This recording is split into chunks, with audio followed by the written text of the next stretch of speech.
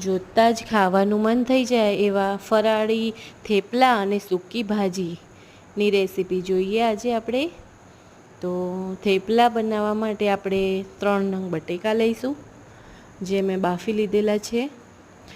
હવે એને હાથ વડે મેશ કરીશું. તમે મેસરથી પણ મેશ કરી શકો છો.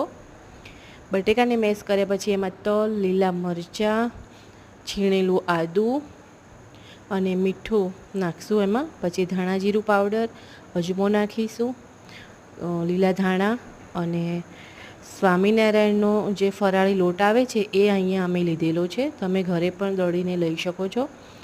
એમાં પછી થોડું તેલ એડ કરીશું અને એનો મીડિયમ સોફ્ટ લોટ બાંધી દઈશું. બહુ કાઠો નથી બાંધવાનો. લોટ બંધાઈ જાય એટલે તેલ નાખીને ફરીથી આપણે એને થોડો ચોપડો લોટ કરી લઈશું.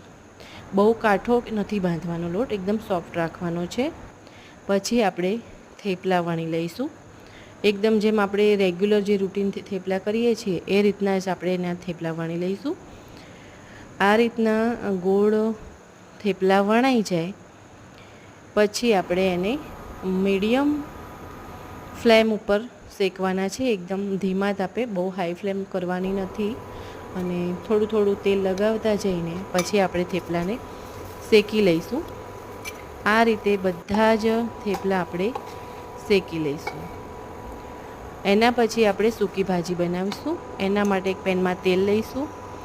એમાં પછી આપણે સૂકું લાલ મરચું, જીરું, સિંગદાણા, તલ અને ક્રશ કરેલા લીલા મરચાં નાખીશું. મિક્સ કરી લઈશું. પછી એમાં આપણે બાફેલા બટેકા નાખીશું. બાફેલા બટેકા નાખ્યા પછી મીઠું નાખીને બરાબર મિક્સ કરી લઈશું. એમાં ખાંડ નાખીશું, ધાણા નાખીશું. તો તૈયાર છે આપણી ફરાળી સૂકી ભાજી. લાઈક કરો,